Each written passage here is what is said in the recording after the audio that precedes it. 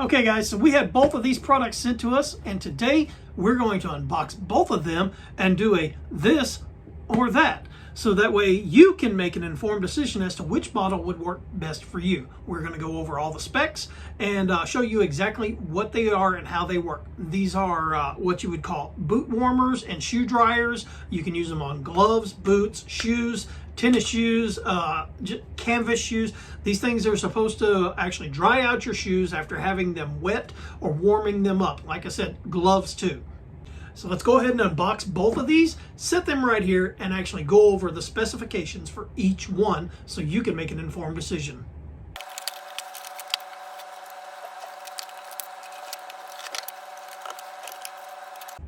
Okay, so we got them both unboxed, and this is what they look like sitting side by side. As you can tell, they are both 110 powered, so these are not going to be like your USB charged kind. So let's actually turn them both so you can see both of them. Again, this is the Dr. Prepare over on this side, and this is the Forlim on this side. And as you can see, they've got two different types of controls on it. This one here's got a push button right here. It looks like a dial at first, but apparently it's not. So all your push buttons are right here on this. And then this one's got just a flat screen with a push button. Let's see about lifting it up. So this is how you lift it up, and it's got right here a little switch, and it says push. This is how you actually adjust it to the height that you want. And do like this, put this in place, and now this one right here is ready to actually do the drying on the boots. This one on this side, pretty much, okay, this one's actually a little bit different. This one actually has independent arms. So each one will move independently of the other. So if you've got a tennis shoe that you got to dry on this side, and you can set a boot up on this side. So there we go. And this one here has actually got that function. Okay, so as you can see, this one here, this one does not move. And this is a blind reaction. I have not looked at these yet, so this is going to be a you and me, and we're looking at these together to see what they look like. So this one here, right off the bat, one of the things I notice between the two is that this one actually has a little bit of a flexibility on the head movement, so it can get a little bit further up into the curvature of the shoe. And they both raise up to a good height, so if you actually wear like work boots or something, the work boot can slip on here. So let's plug both of these in and actually look at the functions on them that way. I've got a power strip sitting right here and ready to go. That one's plugged in. As we can see, we got it says off. And let's plug this one in. Okay, man, let's get in there. Okay, so both of them, immediately upon plugging them in, off comes up on their little controls. So we're going to look at the different specifications inside of their manuals, so that way we can go through this correctly and compare them both side by side. Okay, so I've got the actual specifications pulled up on these, and we'll go first with the Forlim. The Forlim has your LED screen, your drying indicator right here. Your drying switch is number 3, which is the on and off, and then you've got your time. That's how you adjust the amount of time you want it to be drying for. Then you've got your preset temperatures, so it's got preset temperatures built into it. An ozone switch, which is on this side, and you've got a high temperature indicator light and a low temperature indicator light and a natural wind indicator light. So these 3 little areas right here.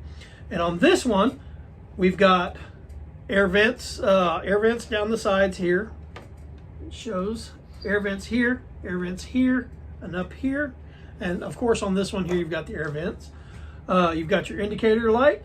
Then it shows your left and right brackets, and then your LED screen, which is right here. You've got your time plus and time minus, and your vents for dispensation. Okay, your drying button, which is right here, your base, your bracket button, which is right here, and your timer button, which is number 12 right here. So they both come with a very detailed list of everything that's on it. This one here, the temperature reaches up to 104 to 122 degrees Fahrenheit. And you've got a timer that you can set for up to 99 minutes. And on this one goes from 104 degrees up to 140 degrees at 99 minutes. And they both, looking at the specs on here, it shows for sneakers and travel shoes. And on the Dr. Prepper, it says sneakers and travel shoes. Both units take about 20 minutes to actually dry sneakers and traveling shoes. Boots, it also says it takes about 20 minutes to dry out. Now your leather type shoes, I'm not talking like your full length boots, just your leather shoes, like maybe some like your Dr. Scholl's type leather shoes or something. It says those take about 15 minutes on both of them. So right now they both pretty much work neck and neck. They do the exact same functions. So I want to actually turn one on. Let's turn it. And I want to feel the heat on it. Let's turn this one on. I want to feel how warm they get.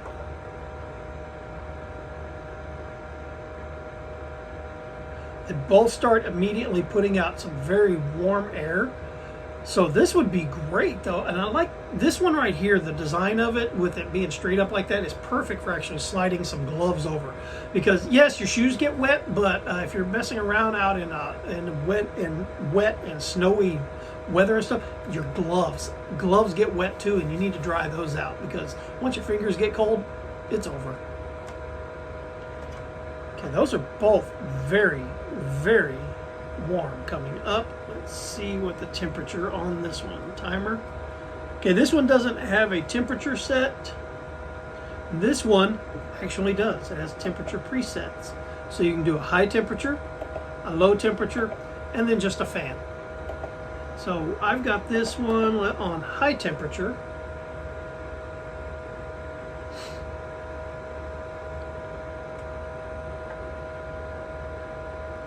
Okay.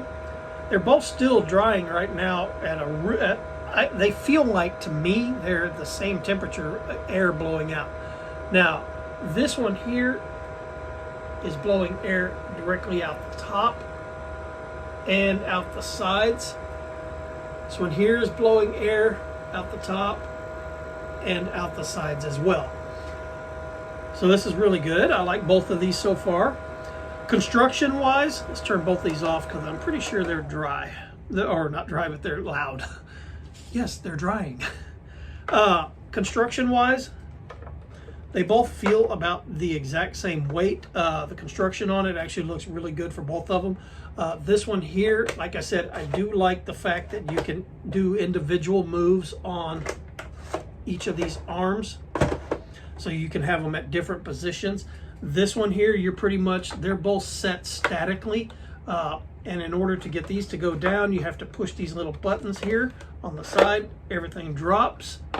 And then you pull this button down and you can adjust it. So this one actually has a little more effort. You can hear the clicks on it to get it to go up and down, because right here in the back, you can see there's a little push tab there. You have to push that tab in order for that to go down. On this one, there's no button on the base. You can just lower it and raise it where you want, and lift the tab and drop the tab.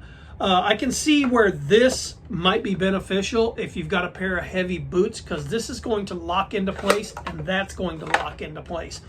If you've got a pair of heavy boots on this one, and they can make it go down on its own or make this slide down on its own. This one locks into place. This one is pretty much movable. So, but as far as how they both function, they both put out a serious amount of hot air. I think either one of these would be a great choice. It'd be pretty much just what is more your aesthetic. What do you want to have in your boot dryer?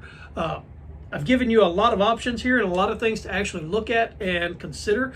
But as far as both of them, I gotta say I would recommend both of them. They're both good quality products. They feel like they're very well made.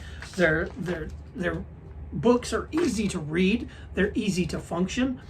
This one has a little bit more functionality on its dial as far as being able to do the preset heats of a high temperature, low temperature, or just a fan, and this one does not. However, this one here, the arms all lock into place, whereas this one doesn't. So you've got your pros and your cons for both models, but hopefully this helps you make an informed decision. So I've got to say, I would recommend both of these.